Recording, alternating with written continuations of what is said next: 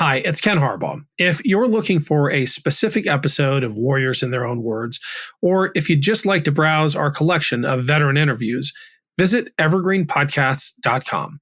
We've categorized every episode in our library by conflict, battle, branch, and much more. With one click, you can find every fighter pilot, every prisoner of war, every Medal of Honor recipient, and every D-Day survivor in our catalog, just to name a few. Visit evergreenpodcasts.com and click over to the Warriors in Their Own Words show page to get started.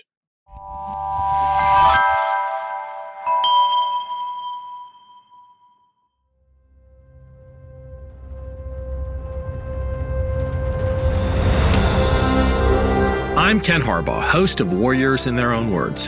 In partnership with the Honor Project, we've brought this podcast back at a time when our nation needs these stories more than ever.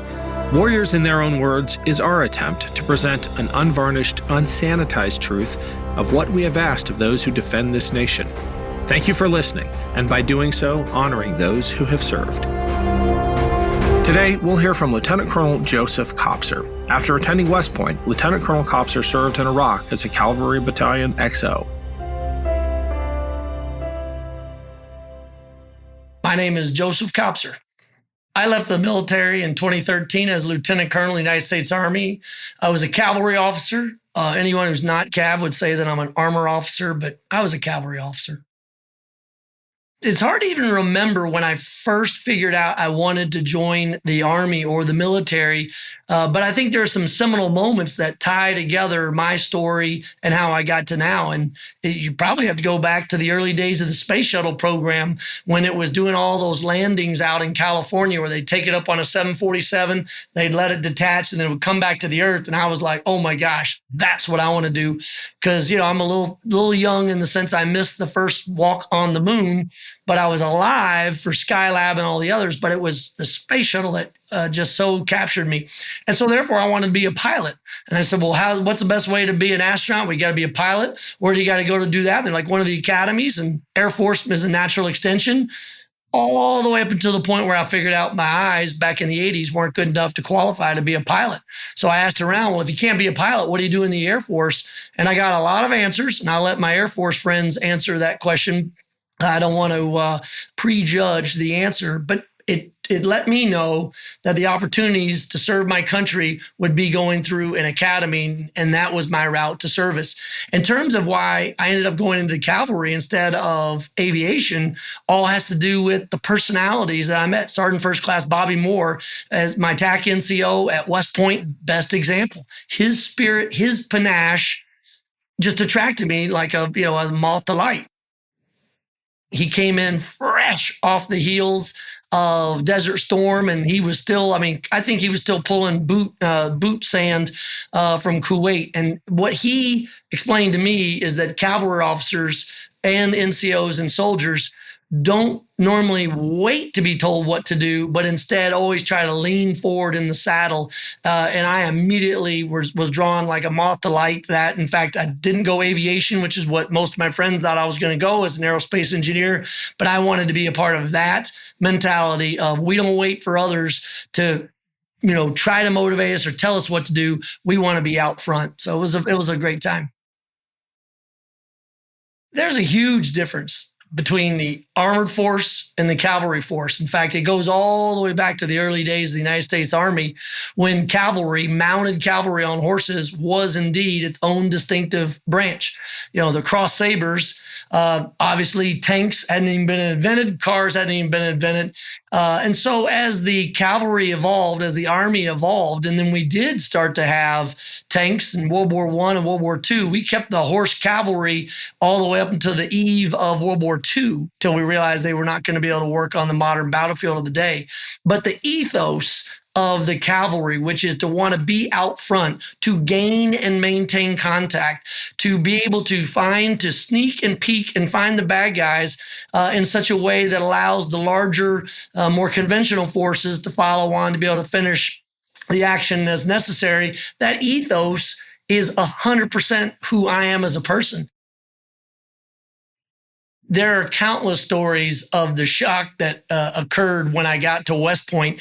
And I would imagine it's very similar to anyone leaving the comfort of being an 18-year-old in their high school, wherever they grew up, and mom and dad taking care of them, to suddenly being thrust into a military environment where you're on your own.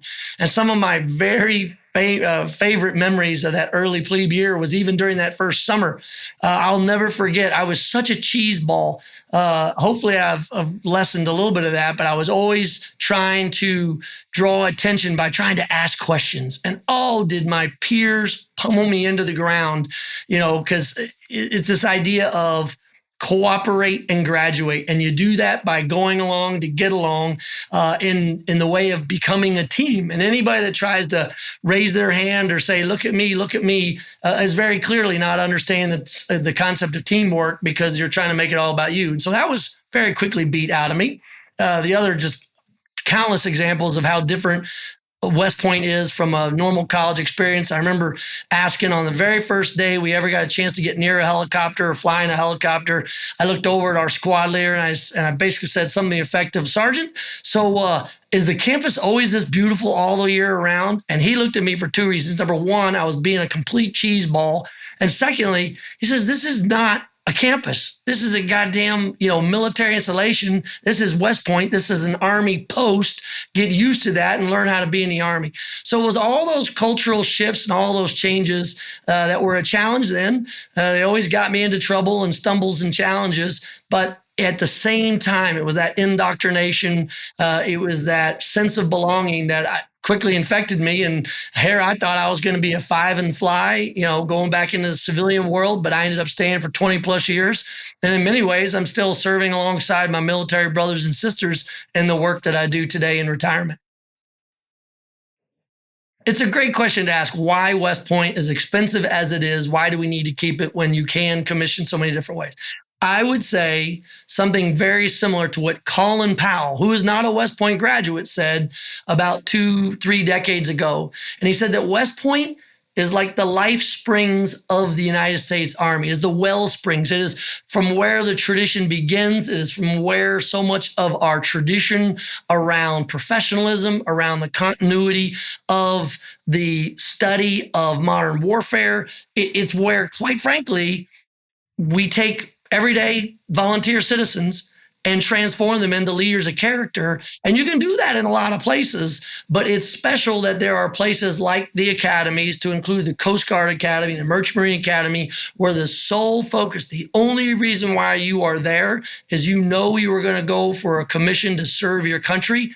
And that tradition to tie together generations, I think, is important, because you can't go anywhere, it seems these days, in the military world and not meet somebody who had a father who was at the Air Force Academy, or now recently in the last couple of decades, a mother that graduated from the Naval Academy. And for me, West Point, being the oldest engineering school in the country, being so interlaced by the names that shaped this country. They have a poster, in fact, that much of the history we teach was made by those we taught, from Grant to Eisenhower, MacArthur, and in modern day names that you'd recognize from the last 20 years. So I definitely am a proponent for it. And the last thing I'll say, and there's good reason to critique it and question the taxpayer expense, so much of what we do to maintain the academy itself today comes from private funds and donors and the amazing work of the West Point Association of Graduates, our alumni association,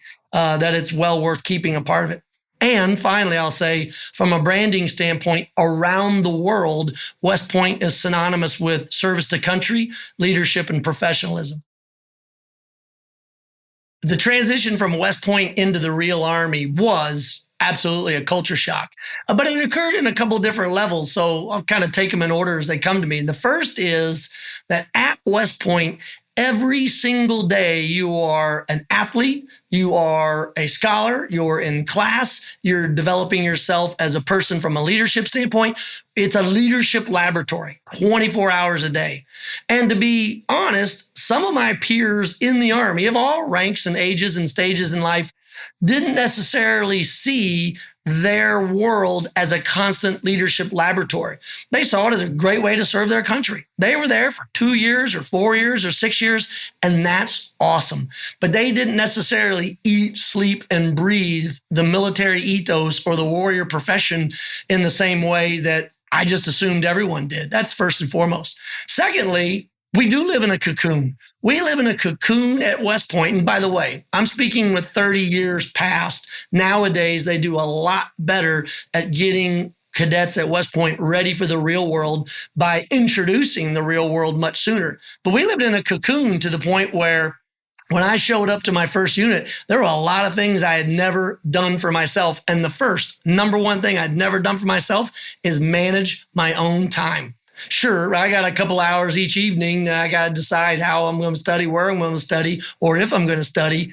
But that's only a couple hours a day. In the real Army, in the real world, every leader at every level has tremendous sway on how they spend their time, where they're going to be.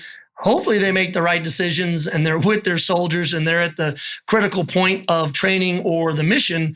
But there's no substitute for that at West Point. You have to be everywhere you're going to be. And that freedom, and I know for your listeners that weren't in the military, sounds funny to say that the real Army has more freedom than the academies, but they really do. And then I'd say probably the last culture shock was just the ability to go where you wanted to go. And I don't mean that in terms of with your unit. I just mean like the real world, travel, going places. I mean, for 4 years, you really only ever got to go and travel once or twice a semester. You spent a lot of time at West Point, probably more than some people wanted to. But those were the big culture shocks that I thoroughly enjoyed.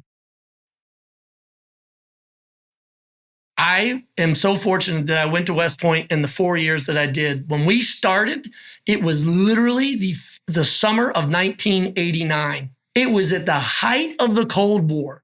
We hadn't even invaded Panama. So we do Panama that winter in 89.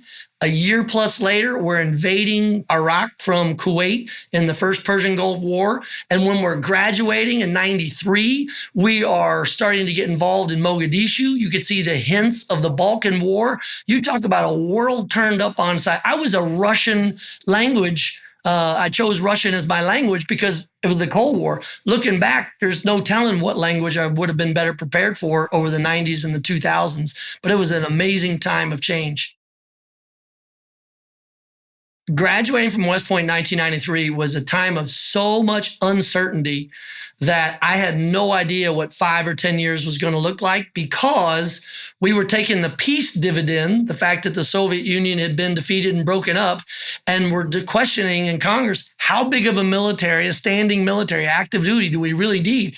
They were shutting down units left and right, so much so that when I decided my senior year to become a cavalry officer, I got the 11th ACR sticker, which is that same horse symbol, for those that don't know, the 11th ACR that's on the emblem of the Porsche, because it's near Stuttgart, Germany, and they were in the Fulda Gap, and that was their symbol. And it was on my door, and I later had to scrape it off because we got word that the 11th ACR was told to pack it up, come back home, and they later went to Fort Irwin at the National Training Center. That was one major change. The other was just the fact that we were just going to have so many fewer people, so many fewer posts, so many fewer assignments, great assignments like Fort Irwin, Fort Ord, right on the water in Monterey, just went away. Entire areas of Europe just went away. And so we weren't sure what the next 10 years were going to look like. And lo and behold, 10 years after we graduated in 1993, that was the invasion in Iraq the second time. And maybe we could have seen that coming, but regardless, it was a time of uncertainty in 1993. The moment of 9/11 for my year group as a 93 was, especially in the Army, was troubling on so many levels, not just the obvious loss of life and the tragedy that occurred, but for so many of us, that was our calling. Like, we knew we were going to war and we wanted to be there. And I happened to be a part of a cohort of officers that were in graduate school. I happened to be in Boston at Harvard at the Kennedy School.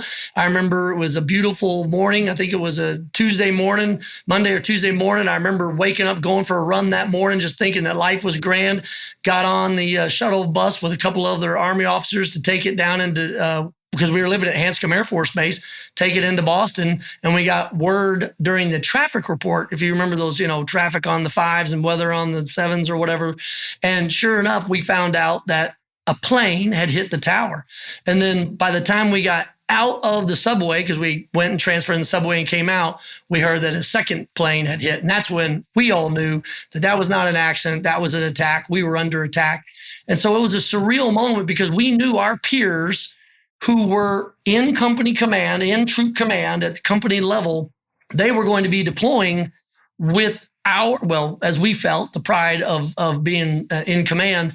Those were our units that we had just trained up for the last 2 years. And now suddenly they were going to go to war with a different group. I'll never forget, like it was yesterday, watching a CNN report as they were unloading tanks in Turkey, because at the time we thought we'd come in from the north.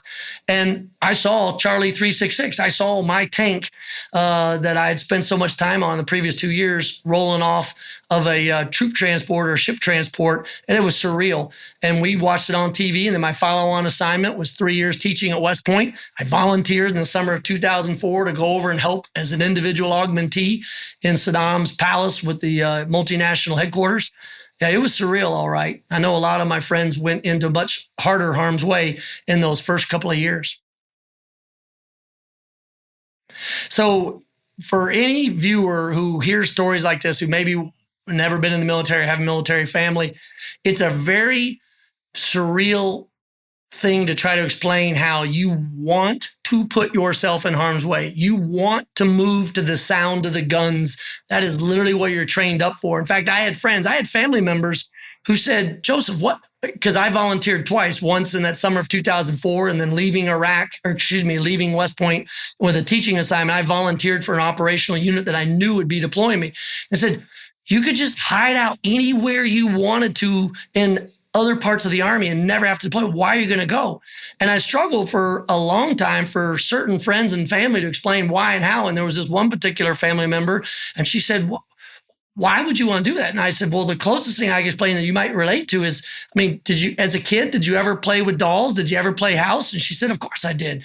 I said, did you ever dream of being a mother? She said, well, of course I did. Well, this is my moment. Like, your childhood dream was to grow up and be a mom and have a family. My childhood dream was to serve my country. And there's no greater expression of service to country than to volunteer to serve in your military and then ultimately to serve in a combat zone. And my mother especially never really appreciated that. My wife never really appreciated it. My daughters never appreciated it. They could understand it, but they didn't like it for obvious reasons. So there's really two parts to it that some of your listeners or viewers might appreciate and others would find hard. But I'll never forget the very first time I actually got into theater, and that was landing in, it was either Doha or Qatar, someplace wherever the Air Force had one of their bases. And we were all in the back of the C-130, we'll call it, whatever it was, after we had gotten into theater, landed at a civilian airport and moved over to the military side. And when we finally got at night, landed where we were going to go, and they lowered that back ramp, and I could see, I guess it was the Persian Gulf, I could see the water, but more importantly, what I could see was this giant wall of humidity, just sopping wet, humid desert air coming at us. And we were in the air-conditioned part of the plane. And I remember those two worlds collided. And I thought to myself right at that moment, that is the perfect metaphor for what's about to happen. And sure enough, we got into theater, and as soon as we got there, we found out that the next plane in was doing the same corkscrew going down. And for those who don't know, you don't just land a plane normal when you're in a combat zone, because that's miles and miles, you're exposed underbelly. So you go way high, get above the airport, and then you just corkscrew all the way down, and it'll turn your stomach if you're not ready.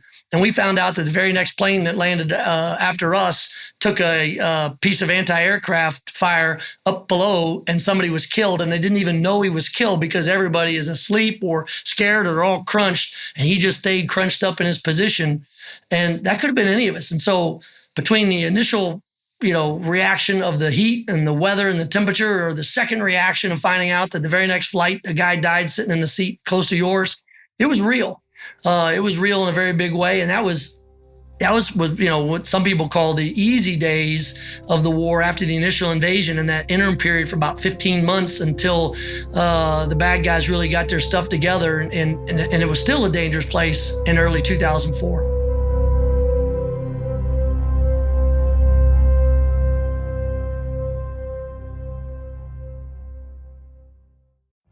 Every day, we rise, challenging ourselves to work for what we believe in. At U.S. Border Patrol, protecting our borders is more than a job. It's a calling. Agents answer the call, working together to keep our country and communities safe. If you're ready for a new mission, join U.S. Border Patrol and go beyond. Learn more at cbp.gov/careers. Hello, this is Gary Chahot welcoming you to check out the French History Podcast. Our main show covers the history of France from the first humans until present. If you liked Mike Duncan's The History of Rome and wanted a similar program covering the land of beauty, culture, and love, we are exactly that. We also host world-renowned scholars who have delivered guest episodes on their specialties, including 18th century pirates, revolutionary booksellers in 20th century Paris, the special friendship between the Marquis de Lafayette and Thomas Jefferson, and numerous others. Learn what you love and listen to the French History Podcast today.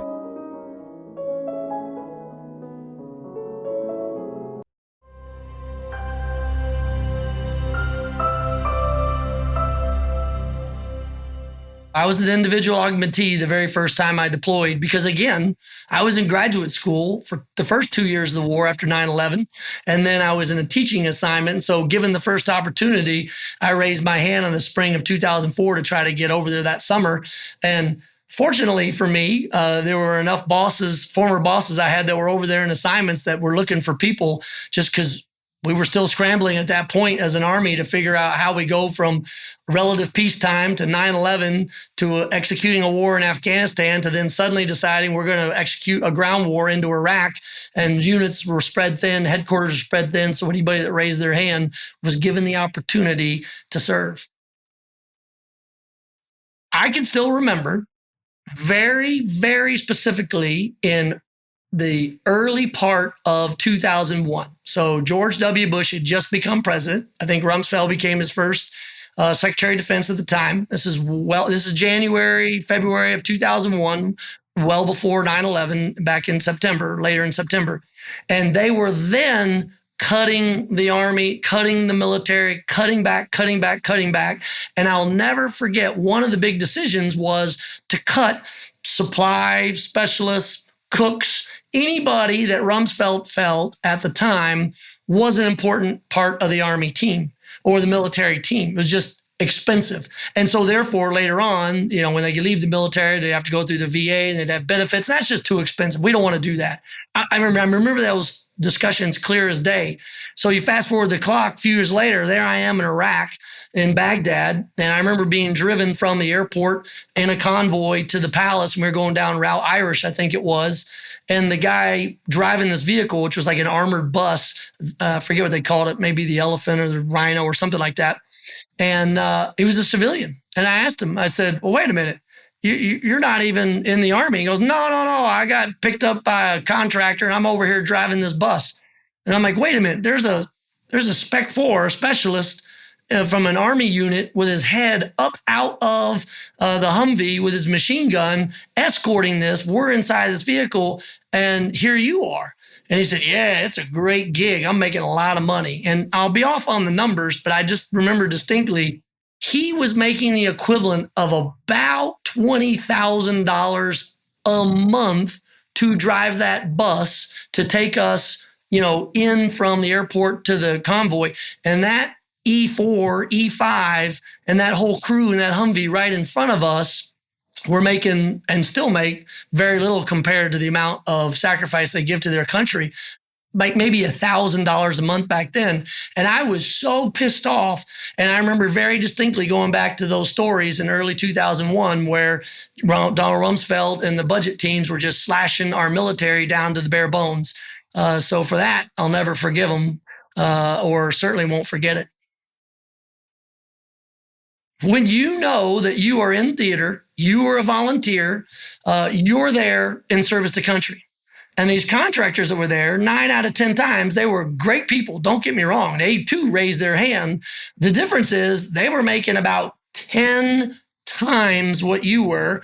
They were living in much better quarters than you were. They had access to fun and alcohol and travel. And I mean, they were in a dangerous place, don't get me wrong.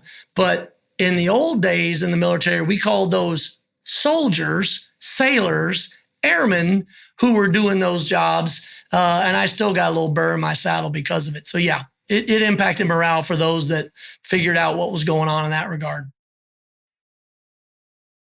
The job that I had that first summer was 2-part. So I went over there thinking I was going to be doing work as part of the Army's lessons learned program. So in real time at that point, computers are relatively new still to the Army, only about 5-6 years that computers had really been at the unit level. So they were going to create a team led by a 1-star general to basically capture as much information in real time about what's going on in Iraq during the invasion and the year after, so that we could then share those lessons to subsequent units that came in. However, as I started digging into, as any good cavalry officer would, digging into what was going on and the problems, I very quickly identified that one of the problems were that the United Nations elections team that was supposed to be there to help with the January, February of 2005 elections, the first free elections, that they weren't being resourced. They weren't being supported. So I kind of raised my hand in one of the meetings. I said, we're here for the elections and the transfer of power to democracy. And yet I talked to some of the UN folks and they don't even have a building to work in. They don't even have computers. Hell, they don't even have air conditioning. How are they going to do their job? So somebody said, get at it. So I happen to have, from my days at the Kennedy School, a focus on campaigns and elections. So I went and found the elections team, introduced myself, and they said, wait, you got a degree in elections? And I'm like, yes. I'm like, boom, come help us. So by day, I was collecting lessons learned, but by afternoon and evenings, because you have 24-hour, 7-day-a-week operations, I was helping the United Nations team get settled, working with State Department and all different embassy folks I'd never dreamed of working with or helping out. So it became quite an enriching and eye-opening experience. In fact, the quote on the New York Times later that year or the next year about the elections and the stats that they gave came from the work that we did. And so that was, a pretty cool part of life to be able to see something you do show up on a newspaper. So we got to Nineveh province in what would have been, I guess, late October, early November of 2007. Or 6, excuse me. And the reason why that's important is if you go back and look at the timeline in Iraq, it was about that time that the bad guys were getting really good at IEDs. The Iranians had taught them how to make those penetrating IEDs that were really just tearing like hot knife through butter into the equipment that we had at the time. We were losing a lot of people. And then, I forget the details, but it was the 2 mosques that almost simultaneously were blown up or attacked. And that set off a chain reaction. And at the time, the multinational, man, I'm forgetting some of those acronyms. It's been a while. But NMCI headquarters, that was General Corelli at the time. And he said, I need every single striker I can get inside of Baghdad and in the surrounding areas.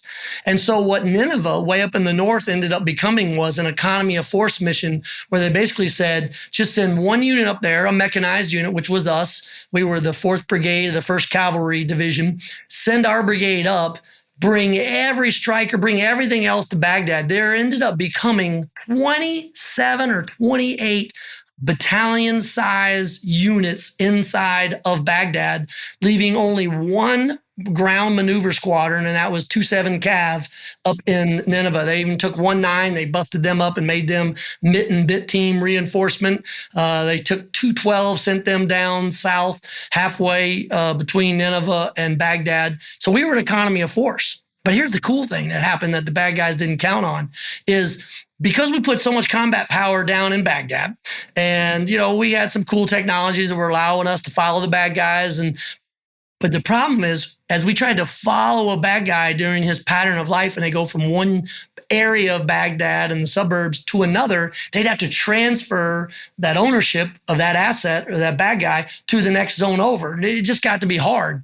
And so the bad guys that did escape, because they didn't want to be around 27 combat battalions, they thought it'd be safer to go north to Nineveh, which is where Uday and Qusay, Saddam's sons, used to hang out. And they went where Allah couldn't see them. That's where they had their porn and their alcohol and their gambling, because Allah couldn't see them up there. But anyway, so that's where all of the bad guys started to go. What they didn't know is with those same technologies and assets that we used to find the bad guys, we're no longer confined to just one small battalion area. Now our battalion had the entire Mosul area. So we were just scooping up bad guys big time. So much so, General Petraeus essentially had our HHT commander go back to the States to talk to the MI brigade that was there at Fort Meade or wherever it was in the big black box and explain what we were doing, because our squadron, our battalion, was an outsized number, make it up, like 20-1.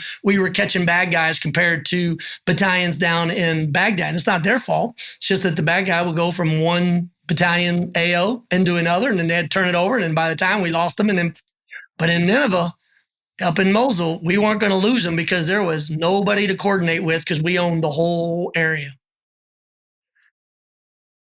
So I was a battalion XO.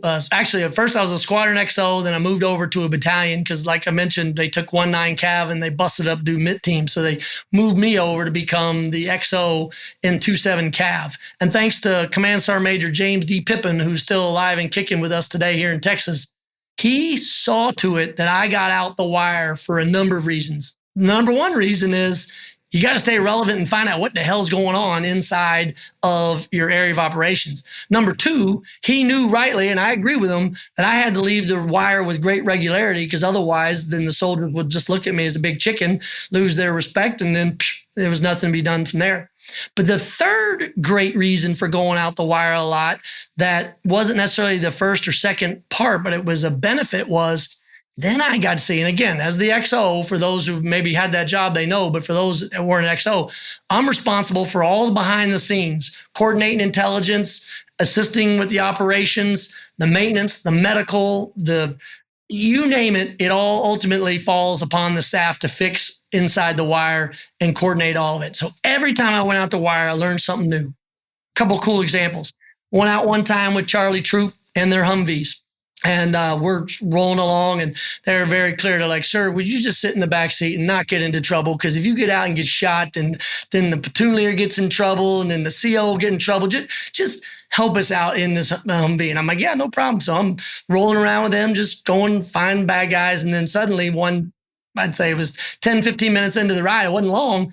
It got to be like 200 degrees in the Humvee. It was so hot. You're just literally sweating. You're trying to drink as much as you can. All the glass windows, the bulletproof are up, and it is like an oven. And I'm like, "Sergeant, what in the world is the deal? Why is it so hot here?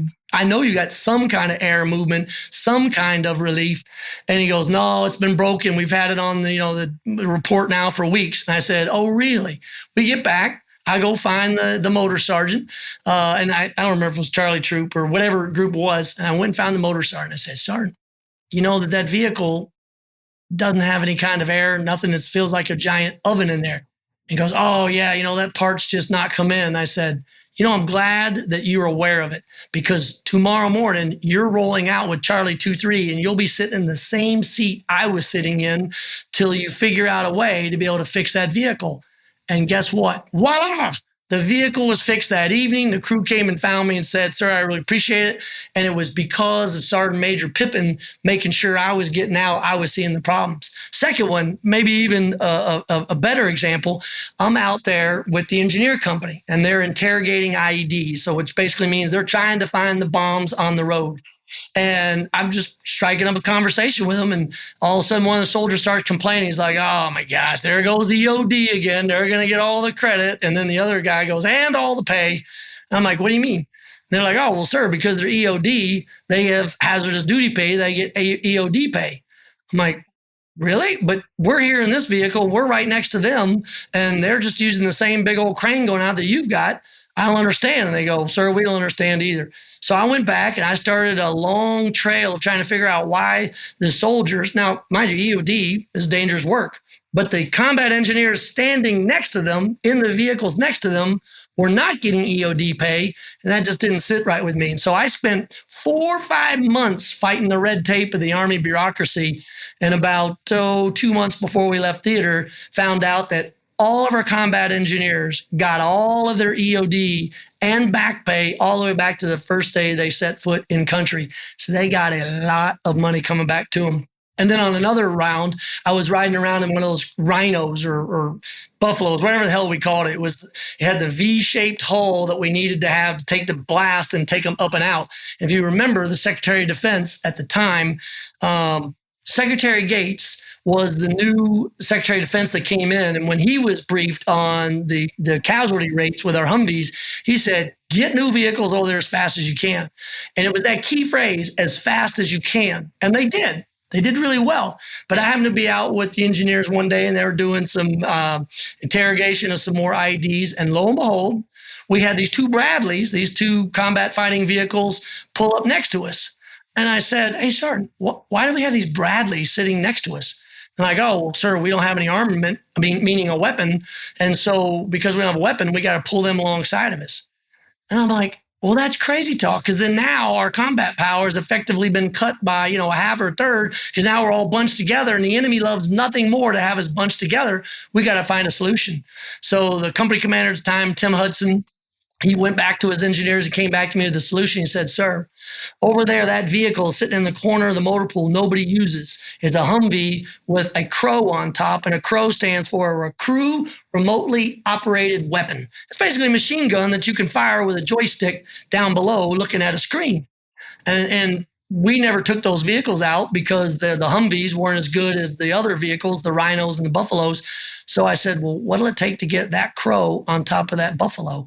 And he said, sir, we'll come back to you tomorrow. So they did. They came back with an idea of how there was actually a ring that was almost cut in the top of a buffalo in the early designs, but they never installed a weapon because of safety, because they didn't test it enough, because they weren't going to get it out. So we walked down to the motor pool, and there was a contractor there who worked for the company that supplied the crows. And I said, if you would be so kind, we're going to install that crow over there in the motor pool parking lot on top of that buffalo. And these engineers here from the Combat Engineer Company are going to help you. And he goes, can't do that. And I said, why not? And he goes, it's not safety tested. And I said, you do know that combat in and of itself is not really safety tested. And without a weapon on top, that vehicle is a target. And he said, sir, I'd love to help, but I can't. And I said, okay, here's the deal. As the squadron, as the Battalion XO, I'm going to authorize them to put that crow on top of that vehicle. And we collectively are going to do our best to get it there. We're going to run the wires. We're going to do our best to get it mounted. We're going to go out. In the event that that weapon doesn't function correctly and one of our soldiers get hurt, I'm going to raise my hand and say, I'm the one who authorized it, and I'm the one that needs to take the hit because it was my decision. But in that same report, I'm also going to write at the bottom that I tried to mitigate the risk by coming to you by name, wrote his name down, and your name will be in my report. Not blaming you, just want to mitigate the fact that I came to try to ask if you would help. And then lo and behold, the next day I go to the engineer motor pool. Underneath the vehicle, there was this buffalo. And then underneath that, there were all his feet. And, it was like combat boot, civilian boot, combat boot, combat boot. You couldn't see their faces. You could just see their legs. And so I squatted down. I said, are you helping us install that crow on the buffalo? He says, yes, sir.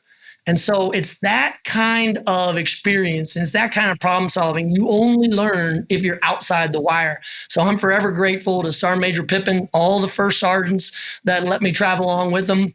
And I know I was a pain in their ass because they don't want any more rank in their vehicles than they can get. But they were kind enough to let me travel along with them and learn the hardships and solve some of the problems that I saw along the way.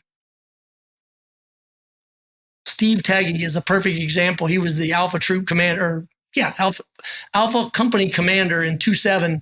And his leadership by example, to be able to be one of the very first rifles pointing in the direction of the bad guy, the very first person calling out the commands. It was our first sergeants who, even though their official role in combat is to make sure that they're part of the evac and trying to move those folks that are in harm's way, that have been injured, out of the way and start working with medics, but they were still fighting forward. Even on the day, in fact, we were talking earlier about my combat action badge. I got that with Charlie Company when I went out, because we went out to find a cache of weapons and blow it up. And sure enough, we did our morning patrol. We went everywhere we were supposed to go. And we got there with little trouble at all. I think it was a Saturday morning or something. And got there pretty easy. Laid out all the C4, found the stash, laid out all the C4. Then a couple of minutes, got everybody back safe. Those in tanks were hatched down. Those of us in Humvees, we were around the corners. And then boom, this massive explosion. Well, what that massive explosion did was wake up the bad guys who had fallen asleep at their posts, and they suddenly realized that now the Americans are behind them inside their AO and has just blown up their stash, and that's what attracted all the RPGs. And I'll never forget the RPGs that bounced, skipped, and hit the corner of our vehicle that we were in. And more importantly, just as the gunner is up on top of the vehicle and he's returning fire, and all of that hot brass is falling down on top of me, I'll never forget the TC, the truck commander of that particular vehicle, reached back and practically grabbed me by the gear. And he said, "Sir, you do not get out. The last thing I do is, again, want you hurt." And again, what he was referring to was all the paperwork. But it's just that sense of, he felt the mission, he felt the responsibility, and he was not only going to return fire and engage the bad guys, but deal with this goofball of a major in his vehicle that he had to take around that morning. It's special moments like that I'll never forget. So coming back to the States for me was a culture shock after my first opportunity there. But the first time I was there in 2004 was just for the summer. So I only had, the summertime period to be away from normal life in the U.S.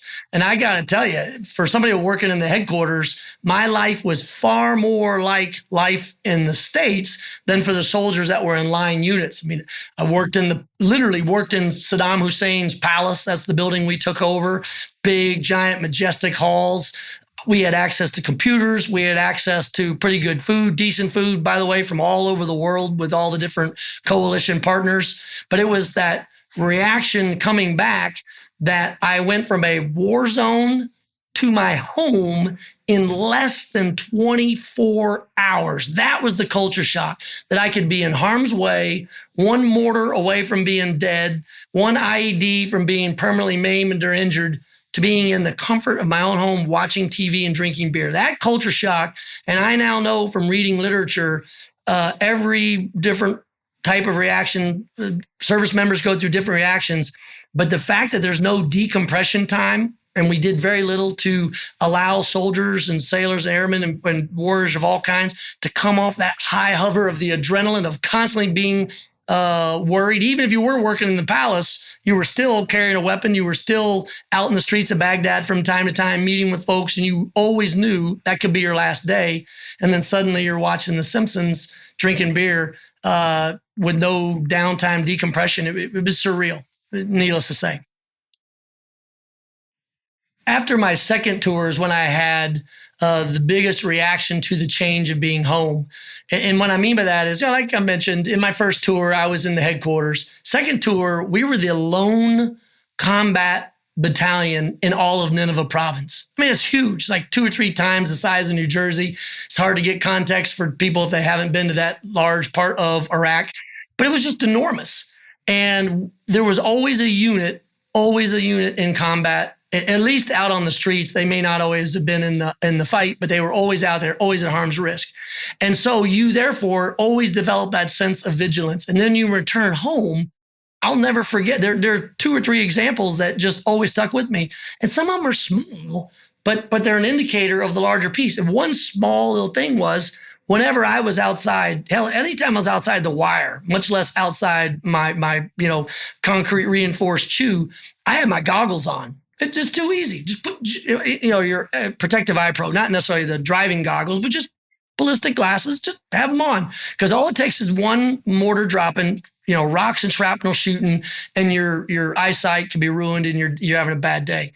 But when I got back to the States, I wasn't wearing them. And so something as simple as the wind blow and hit my eyes, that hadn't really hit my eyes in 15 months, it jarred me. It kind of took me immediately back to a time and place where I'm now looking around to figure out what's going on. That's one small example.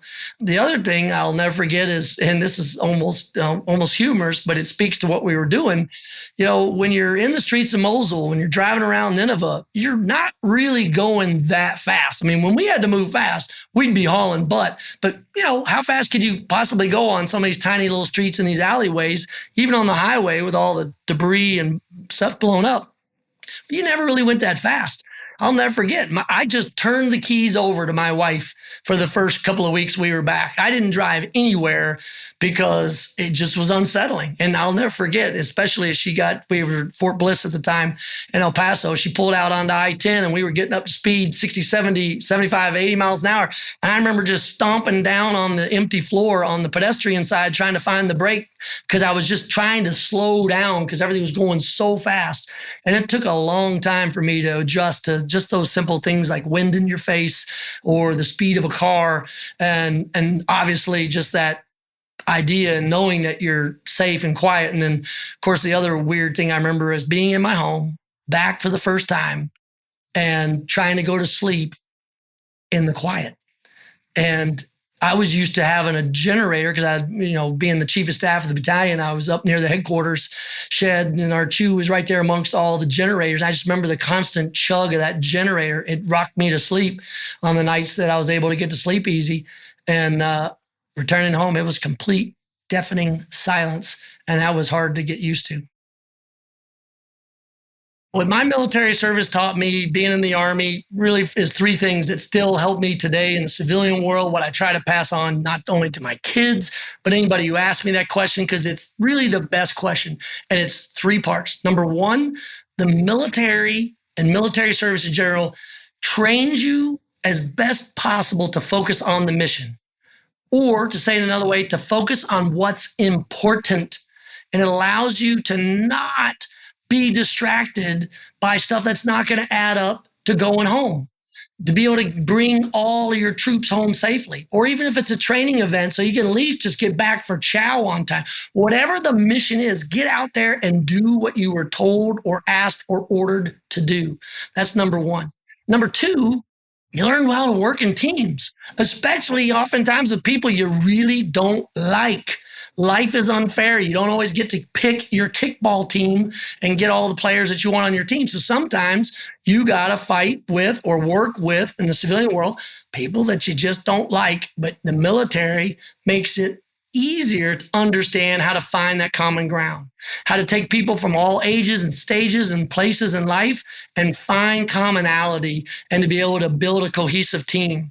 And then thirdly, whether you were in combat or not, whether you trained for weeks on end away from your family, you faced hardship, you faced stress, and you were tested to a point where hopefully, and I know for me it became true, that you learned not to sweat the small stuff. So that when you did return back to the States, sitting an extra 5 minutes in traffic because some knucklehead didn't pay attention, the light turned red and then green and then red again, and you missed your light. Well, maybe in other parts or earlier versions of myself in life, that might have stressed me out, but I always got to think about the folks that didn't come back or that did come back and didn't have the same life that they had before they went. And so not being able to sweat the small stuff, don't take yourself too seriously. You learn that in the Army because it's that macabre sense of humor that even when it sucks, even when you're being shot at, even when you're in dangerous situations, people can still find a way to make jokes and to be able to find the levity in the situation. That's priceless. And it's why I don't yell at people when they don't center the PowerPoint on a presentation, because I've seen much worse and wouldn't want anyone to have to go through that again. So my military experience taught me to focus on the mission, work well in teams, and not sweat the small stuff. That was Lieutenant Colonel Joseph Kopser. Thanks for listening to Warriors in Their Own Words. If you have any feedback, please email the team at kharbaugh@evergreenpodcasts.com. We're always looking to improve the show. And if you enjoyed this episode, don't forget to rate and review. Warriors in Their Own Words is a production of Evergreen Podcasts in partnership with the Honor Project. Our producer is Declan Roars. Bridget Coyne is our production director, and Sean Rule-Hoffman is our audio engineer. Special thanks to Evergreen executive producers Joan Andrews, Michael DeAloia, and David Moss. I'm Ken Harbaugh, and this is Warriors in Their Own Words.